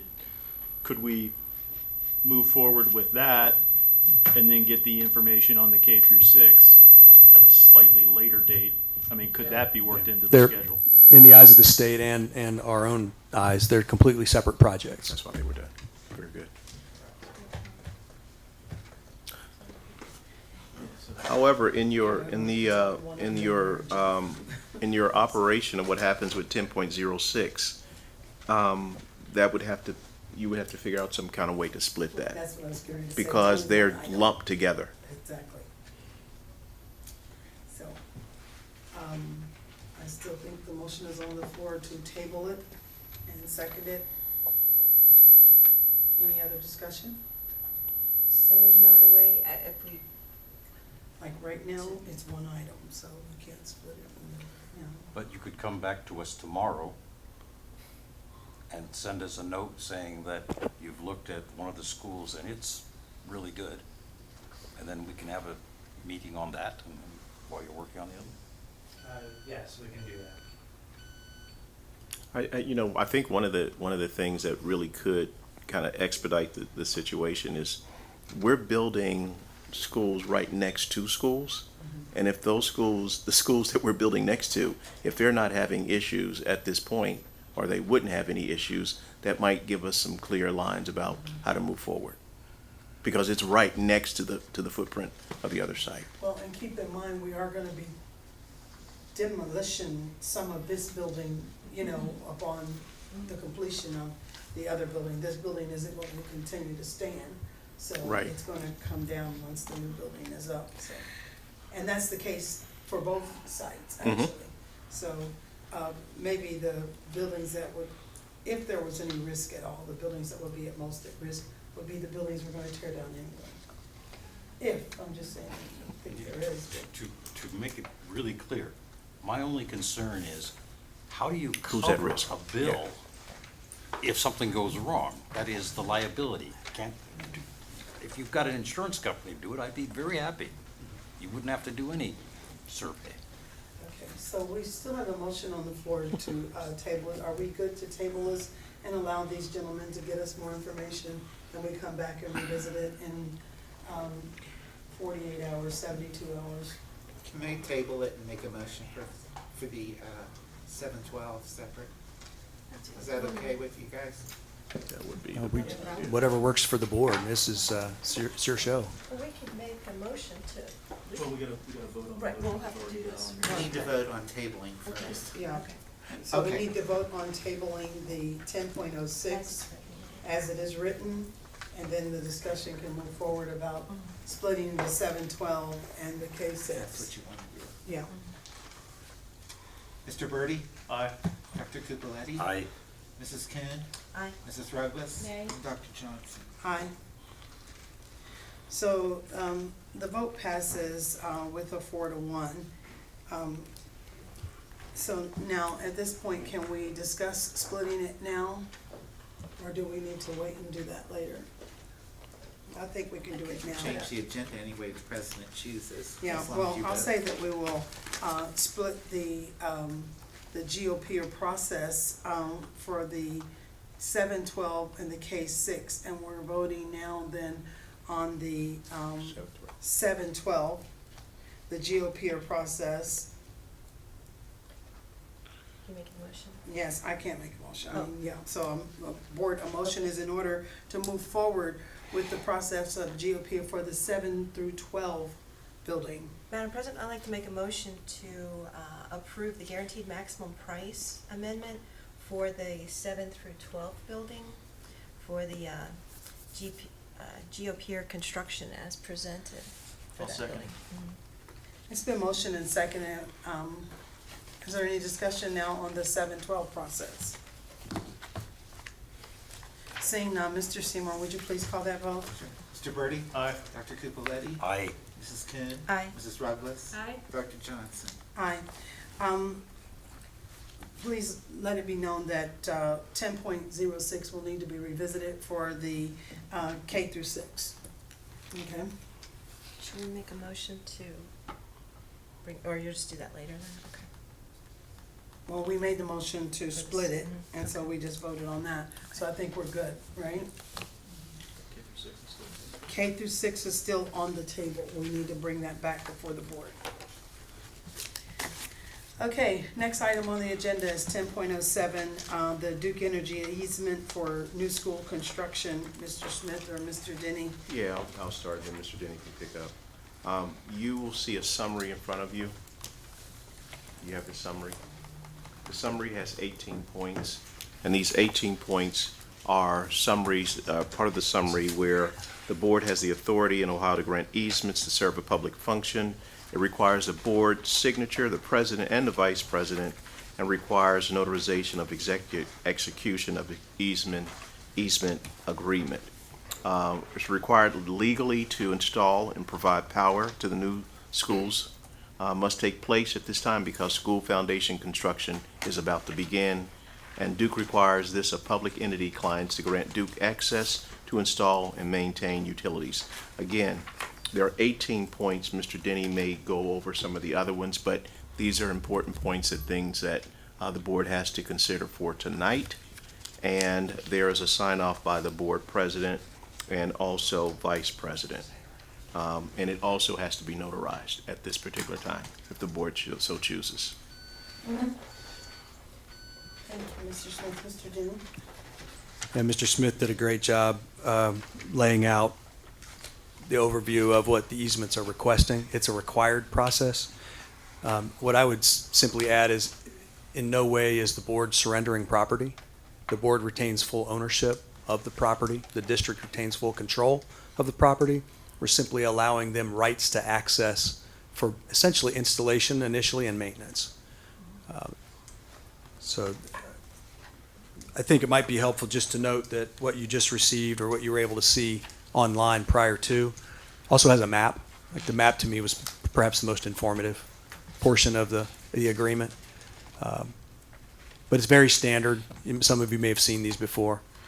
But the board does have authority under Ohio law to grant easements for a public purpose, in which case, obviously, supplying electric power to the new schools is a very constructive public purpose. Yeah. So this is what Duke needs to get started, and we really need them to start right about now in this kind of time space, because we're right in the early site package when the digging is occurring. So this is the right time. Natural gas will come later. We do have natural gas-fired boilers in the building, and telecom will come later. So there's a series of these coming, but this is the first. So the board will have to come back, you will have to come back again to get the approval for the telecom and also the natural gas. Yes, sir. Okay. All right, thank you, Mr. Smith and Mr. Denny. Board, a motion is in order to approve the Duke Energy easements for the new school construction. Madam President, I'll make a motion to approve the Duke Energy easements for the new school construction as presented. I'll second. It has been motioned and seconded. Are there any questions for discussion? Seeing none, Mr. Seymour, would you please call that vote? Mr. Birdie? Aye. Dr. Cupoletti? Aye. Mrs. Kuhn? Aye. Mrs. Ruggless? Aye. Dr. Johnson? Aye. That vote passes unanimously. We have to now back up. Thank you, gentlemen, for your explanations of 10.06 and 10.07. We were at 9.04. Mr. Denny has one. Oh, do you have some more? I'm sorry. I apologize, Go ahead. Dr. Johnson. No. If I might, we'd like to go ahead and execute the documents Mr. Smith's asked, and if I could ask Ms. Wilson Okay. to approach. Duke requires that they're notarized, and they Oh, require original okay. signatures, so just to expedite see. that and save a I trip. see. You're asking for signatures right this second. Yes. I see. Documented, yeah. Yes. We voted on it. Now you want us to put our John Hancock on it before we change our mind. There's 2 for the K6 and 2 for the 712. Where do I sign? Yeah, where's Oh, here it is. Randy's little And the little flags, right? flags? I You see miss I'm his not little back there. flags. So, Okay, so over here. You want me to flip it around? just to make sure. Thank you, Ms. Rogers. Yeah, this is for Ms. Wilson at the bottom. And then So Dr. it's Johnson's just- on the first Yeah, one. this would be Dr. Johnson, and this would be you, Ms. Rogers. I'm on this side, President, she's Vice on this President. side. Okay. She She just happens to have her notary stamp with her. Thank you, Bob.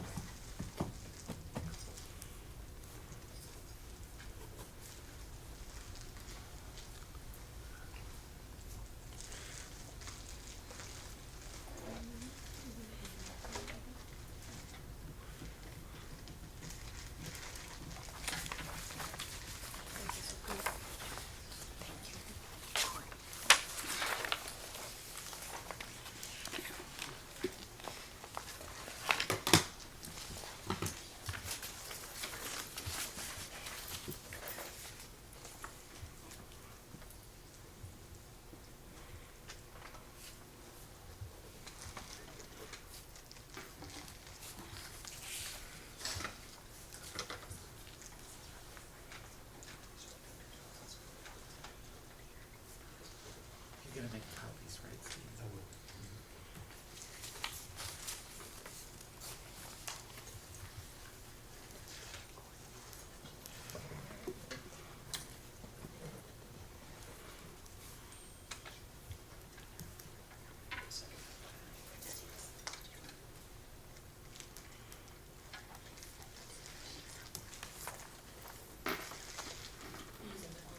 Yes, I do.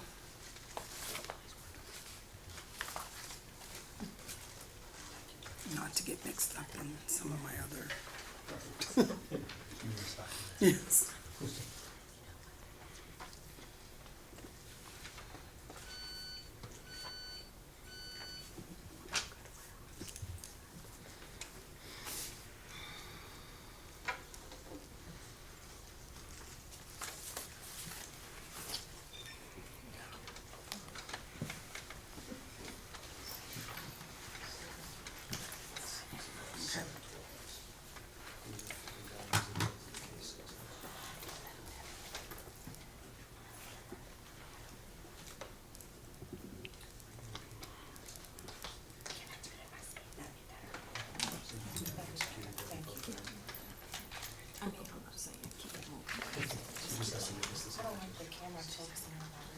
I get it. I get it. You're welcome. Okay. We had to take care of signatures right away, so pardon our housekeeping. So that, we did skip ahead from 9.04 to 10.06 and 10.07 with a point of clarification that we will add 10.06 back to the agenda at a later date with regards to the K through 6 site only. Yes. Okay. Now we're at 10.01 would be our next item on the agenda, and it's the superintendent recommendations for the revised job description for the registrar. Mr. Smith, would you like to give us some more information on that?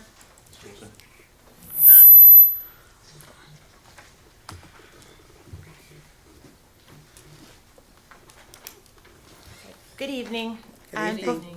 Before you, you have the revised job description for the district registrar.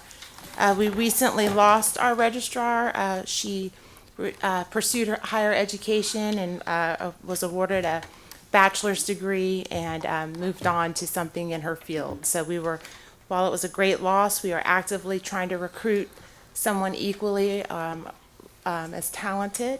And so in doing so, we've realized that in order to be competitive with other districts that have similar centralized enrollment people, we needed to enhance our job description.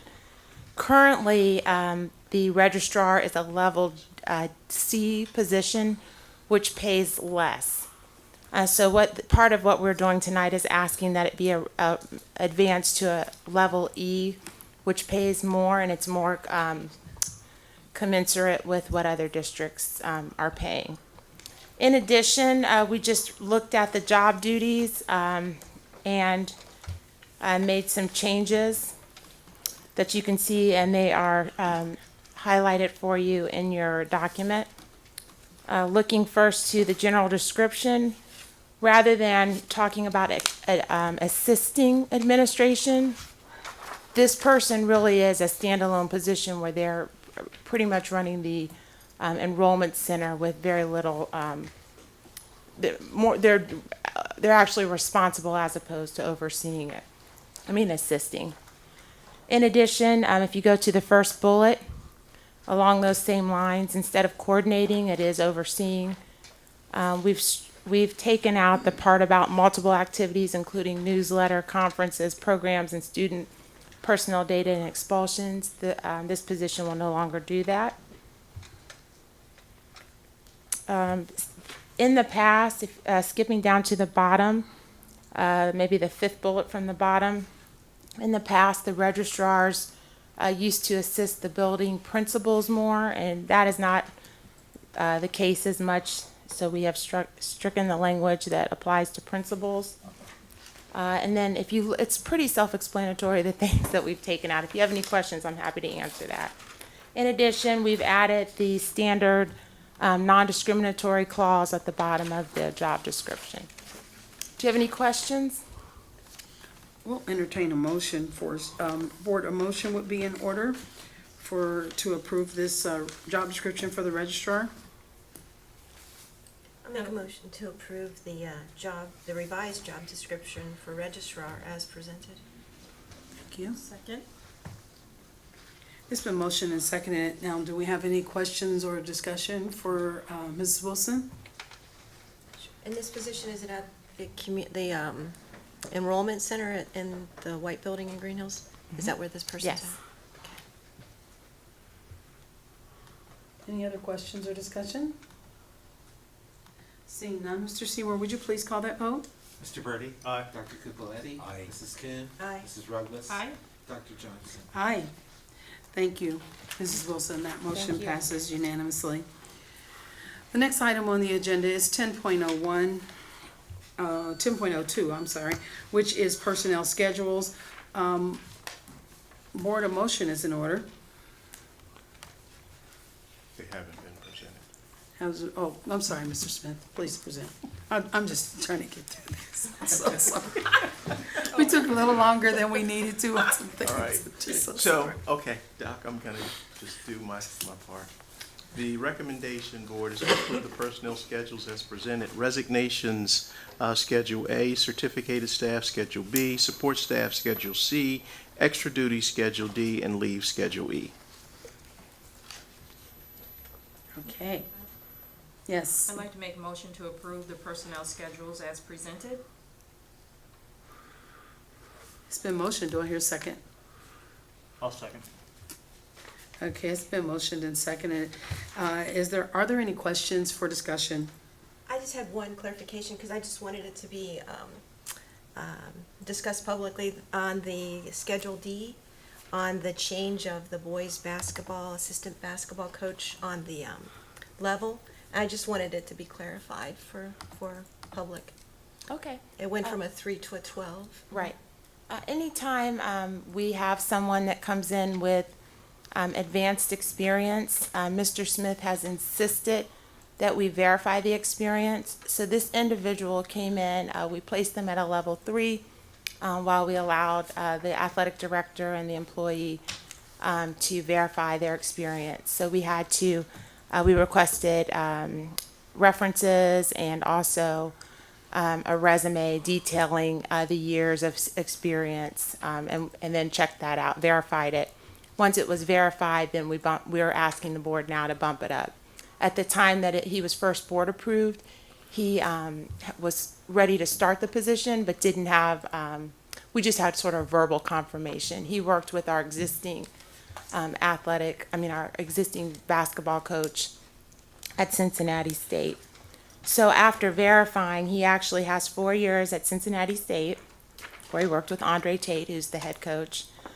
He also worked at Owens Community College in Toledo, Ohio, for 7 years, and then Woodward High School for 6 years in a basketball capacity. So that's why we're asking for the advanced step.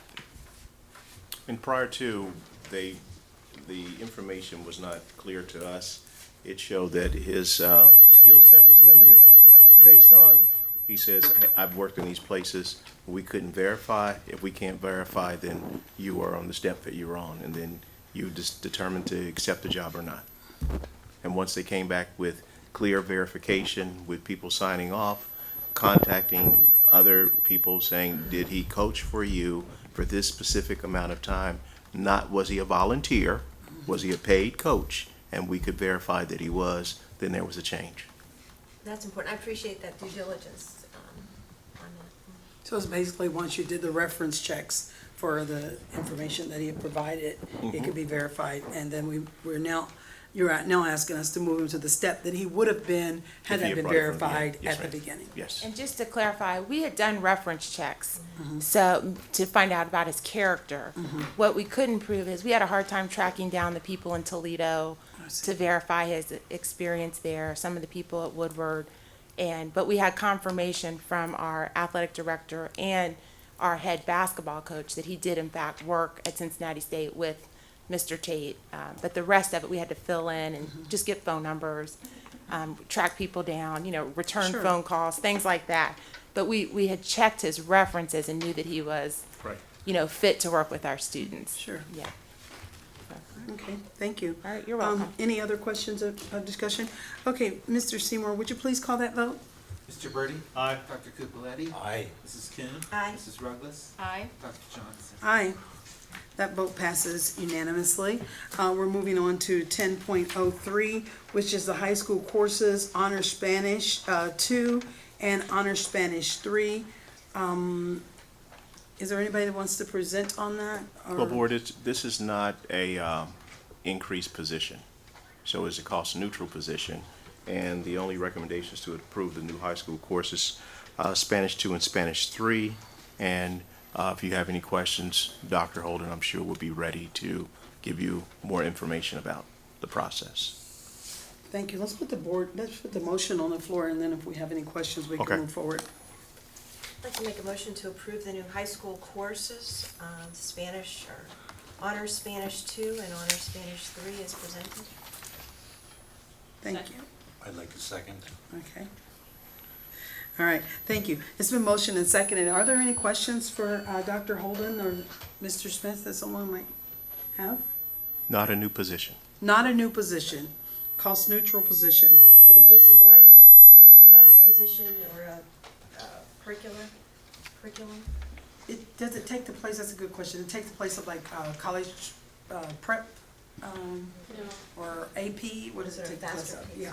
No, Board, what this would do is just align those particular Spanish courses with our other courses where we have honors levels. So, for example, if we have 6 sections of Spanish 2, next year we might have 4 or 5, and the other would be honors Spanish 2. So it gives our students an opportunity to really accelerate, and that's important if they want to accelerate into some upper level language or language in college.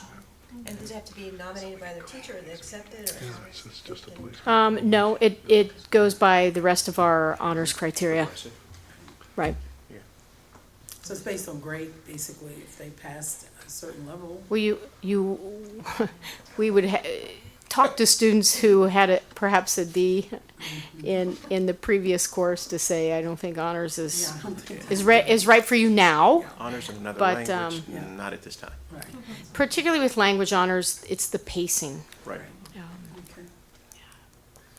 Any other questions? All right, seeing none, Mr. Seymour, would you please call that vote? Mr. Birdie? Aye. Dr. Cupoletti? Aye. Mrs. Kuhn?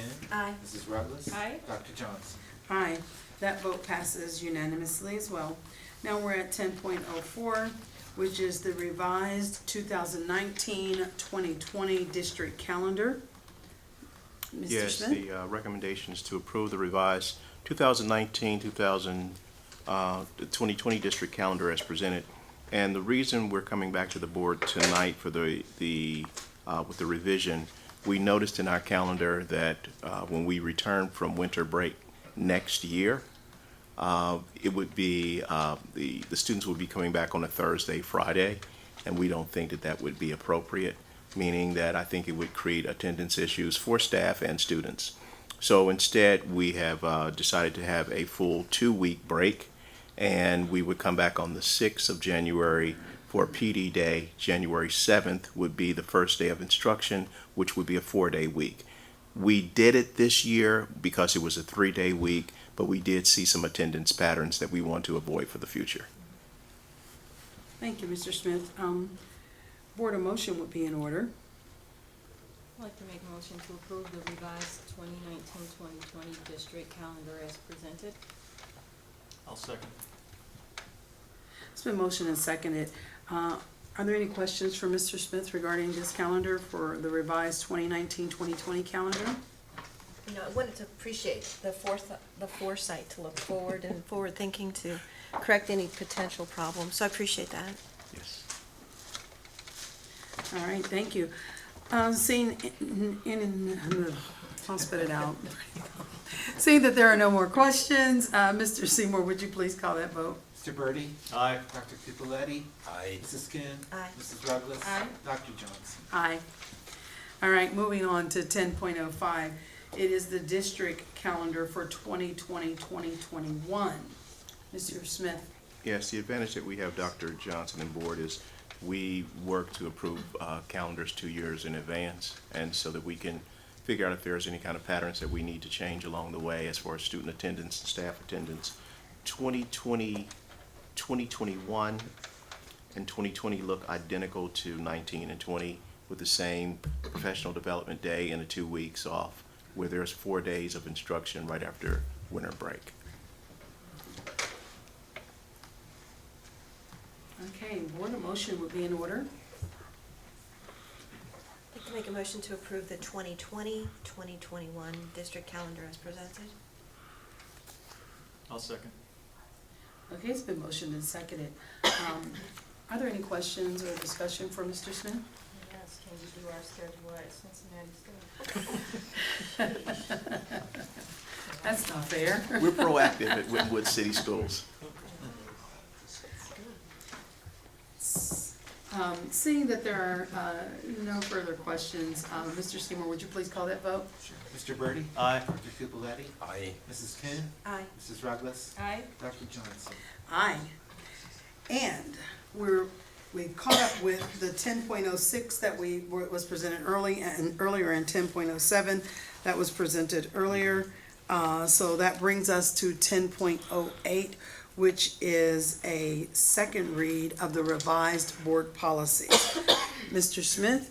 Yes, Madam President and Board, the recommendation is to approve the revised board policies as presented. Bylaws legislative, which is 0131. Bylaws conflict of interest, 141.2. Bylaws notice of meetings, 164. Regular meetings, 165.1. 165.2 special meetings, 165.3 recess and adjournment, 166 bylaws executive session, 1422 administration, non-discrimination and equal employment opportunities, program non-discrimination access to equal educational opportunities, which is policy 2260, professional staff non-discrimination and equal employment opportunities, which is 3122, and finally classified staff non-discrimination and equal employment opportunity, 4122. Board, I know that you are well versed in all of these policies because you've read them as these are the second read, so thank you. Yes. All right, board, let's go ahead and get the motion on the floor. Madam President, I'll make a motion to approve the revised board policies as presented. I'll second that. Thank you. It's been motioned and seconded. Are there any questions for Mr. Smith? As he just already stated, this is a second read. So we received these in 2018 to take a look at. And I will apologize, something hit me. The revised policy, the bylaws, the conflict of interest, one relates to board members and things they can or cannot do. There are also those types of issues with administration as well, and there is not a conflict of interest policy under the administration section out there currently. It's not in our policy, or you're saying that we didn't put it in these attachments? Well, there's nothing here. The only one that's here is the one on the board members. What I'm requesting is that we probably need conflict of interest policies related to administration as well. board members as elected officials are under slightly different requirements, and I think this policy addresses your conflict of interest as it relates as an elected official. But Yep. I'm happy to. But there are Yeah, we have. conflict of interest issues that apply to administration Yes, as well. and I'm happy to pull that policy for you, and you can take a look at it, so. I think- Well, I looked online, I didn't see one. It's probably titled like staff ethics. Okay. We have an ethics policy. Okay. We'll make sure that we Yeah. add it to the first reads for the next meeting. Okay. We can actually add that one as well. Yeah. I was just looking at the ethics one today, so I'm happy to share that with you. All right, thank you. Thank you, Mr. Birdie. I guess it also should be noted that many of the changes that we see here are kind of boilerplate from Neola. So they're not like, out of somebody's head here. Right. It comes down. With no existing issues that Right, are right. creating. It wasn't like, it just, yeah. Yes, sir. Compliance, and it just rolls for the next time, yeah. Okay, just wanted to make that point. Any other questions or discussion? Seeing none, Mr. Seymour, would you please call that vote? Mr. Birdie? Aye. Dr. Cupoletti? Aye. Mrs. Kuhn? Aye. Mrs. Ruggles? Aye. Dr. Johnson? Aye. That vote passes unanimously. That brings us to 11.01, which is the Board of Education reports or the legislative reports. Mrs. Kuhn, you have the floor. We're very excited to get off to a new year. I did hand out some information to my colleagues about, just a little bit about what's going on the new Ohio General Assembly, a little bit of their getting started. There's also, I thought it was important to recap the legislation, the bills that were enacted last year regarding education, and also to just share with my teammates the Ohio School Boards, their bill tracker, which is really helpful to be able to digest all the legislation that goes into place and how it affects our schools and how we implement it as boards. I thought it was important to look at what was passed last year to kind of give us an idea going forward. I'm kind of we're learning of this, so it's kind of new to me. So it is exciting to take this task on. Dr. Johnson and I will be sharing that opportunity to share this information with our colleagues. It was interesting, there are 115 different motions or bills of various points in the Ohio Assembly, either in the state Senate or the House. And some probably have more legs than others, but it's kind of interesting to follow them through. So we look forward to representing our community and being able to review this information and make good decisions for our district. Yes, Do you have and, anything? yeah, just that there are two handouts, Board, that Yes. was given to you regarding the legislative report. And the one Mrs. Kuhn gave out, and the other one that I had some information about legislative reports. So if you have any questions, we can discuss it at a later date, unless you have something you want to ask now. Mr. Smith, you want to add anything to that? No, I'm just happy that the Ohio the House made a decision about the graduation requirements that we spoke about last month, which is really fair for every student. I'm hoping they extend it into the right year for the upcoming freshmen coming in for the class of 19. That would be very appropriate to do. Right, and what's concerning for us as a board is really, it only temporarily fixes it for a couple of years. It really doesn't give us a good long-term solution for our graduation requirements. Yeah, the one that you guys signed off on and agreed to was written for 4 years. Which makes sense, because at least we can get that group of ninth graders Absolutely. through to their senior year So with one until you start policy. changing graduation requirements on them Right. in the midstream, it's really not appropriate. If you start a curriculum in the ninth grade, that's the one you should That's the one follow you stick with. all the way through. I'm without- with you 100%. In an ideal situation. Okay, all right, thank you, Mrs. Kuhn, thank you, Mr. Smith. The next item on the agenda is 11.02, the Great Oaks Technical Center Report. Mr. Birding, you have information you'd like to share with I us? don't have any handouts. We did some of the things at our last meeting that we did at our organizational. We elected a new chair, elected a new vice chair to the board. We were sworn in for another year by our newly elected state representative, Jessica Miranda. came to the Great Oak School Board meeting and swore in all the school board members. So that was nice to see Jessica again. And with that, they had the spotlight on students report, didn't include any of the Winton Woods students, so I didn't bring any copies of that. So. All right, no problem. Thank you so much. Thank you. All right, that moves us to the next item on the agenda, board motions and recommendations. Board colleagues, do you have any recommendations or motions that you see necessary? Okay, seeing that there's none, we'll move on to the next item or the last item on our agenda, which is 1301, which are board comments. And Mr. Seymour, we haven't heard from you. Got anything to say down there? Hey, Dad? No, everything's real good here. Everything's real good, he says. Yeah. I like that. Okay, Mr. Birdie? Just as far as I think Mrs. Denny pointed out, the Night of Freedom coming up in March, everybody should put that on your calendar and try to get out there. It's an incredible event.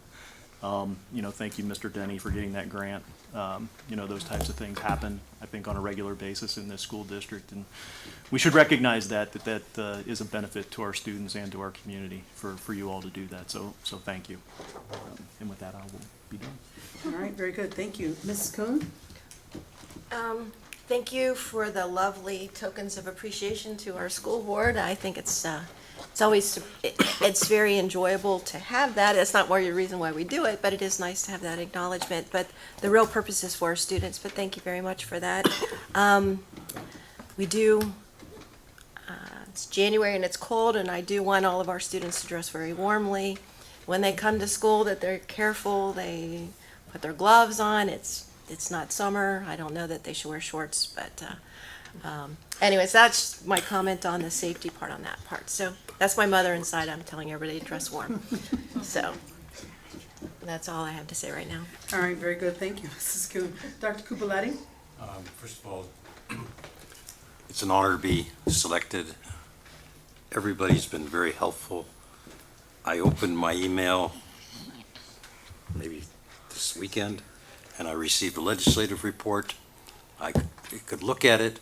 I saw something that struck my eye. Of course, all of the legislation is important, but I saw an opportunity for schools to apply for funds to improve their information technology infrastructure, and we've already had one grant described today, so hopefully somebody will look into that and see if we can get some more money for IT. So. All right, thank you. We'll follow up with Mrs. Hobbs on that one, see what she thinks. Okay, Mrs. Ruggles? Just following up on what I said before about the parent or the family university, I think that is really huge in trying to make sure that we are enlisting our parents to be our partners. They're one of our best resources in helping us move the needle towards, continue to move the needle towards progress in our district. I also want to remind people during those family university nights that Vision Children will be there. They are a great partner for the district. They come in and they work in tandem and in partnership with our teaching and learning department to enhance the things that we're doing. And the summer camp is a great way, a very affordable way for parents to help their kids continue the learning during the summer and reduce the summer learning loss. And just also want to say, thank you to everyone for the tokens of appreciation. And I too also like the level of communication that we have within our board. Receiving the report from Ms. Boone was very good, and once again, welcome Dr. Cupoletti. We're excited that you're on our team. All right, thank you. I'll go, and then I'll offer the floor to you, Mr. Smith. Is that fine? Okay. I would, again, just like the other board colleagues, would like to say thank you to all who appreciate us at this time. It's always nice to be recognized, but again, we all know that we come as pseudo volunteers, you know, to do this work because we want to give back to our community and want to make Winton Woods the destination of choice for students to come and be educated. Also, we haven't heard about this for a little while, but we're still looking for volunteers. Anybody who wants to be mentors, we still have the Warrior Expert that's out there. We haven't kind of talked about that for a little while, but we still need people who have an area of expertise. And don't think just because the word says expert that you need to have, you know, a heavy background in one way or the other. We still have the third grade guarantee. We still have a lot of things on the horizon where we need mentors and volunteers. So if you're interested in that, check out the website. You can get in contact with Mrs. Denny with regards to that. And also, again, we appreciate Superintendent for being forward thinking about the calendar and looking at that and picking the best days for our students to come back and where we get maximum use of the day, because it's very hard as an educator, and I'm an educator, it's very hard when you have half of your class there and you need to go over something and then, you know, they're not there and then you have to go back over it, and it just kind of stalls out the process in that. So thank you for being forward thinking. Again, keep an eye on the different school and calendar events. There's a lot that is going on, so we want to take a look at that. The Family University, I'm pretty excited about that. We need to try to get the word out to as many people as possible so that even the lower grades will come. Sometimes when things are held at the high school, people think it's just for the high school students and their parents, but it's not. It's something that will just give you more information about what's going on here within the district. So having said that, I think that's all I had, and I'm going to turn it over to Superintendent Smith to close us out with comments. Yeah, to all of the people in this warrior nation, I think that's what we call ourselves. I just want parents to be very, very mindful about dressing your kids appropriate for the weather, and pay close attention to your local TV stations and to the one call for information regarding the weather conditions for Wednesday. We're looking for some unsavory cold conditions, and we want to make sure that the information gets to the parents in enough time so that they can figure out what the next process is. So please pay close attention to the media for Tuesday. Yes, Right? ma'am. That's it? All right, thank you very much. The next item on the agenda is an executive session, and board, we do have a need to go into an executive session, and I will entertain the motion to go into executive session. Madam President, I'd like to make a motion to go into executive session to discuss the superintendent and treasurer's contracts. It's been motioned. Do I hear a second? I'll second.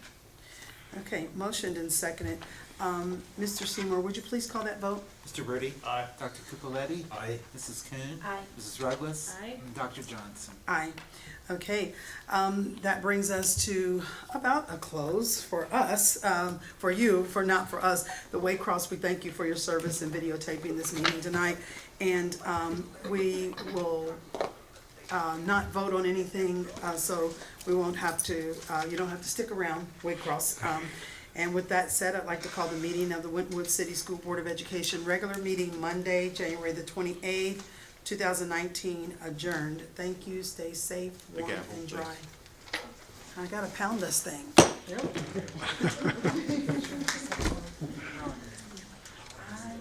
We're gonna sit here and take I'm gonna stop and get my stuff tomorrow now.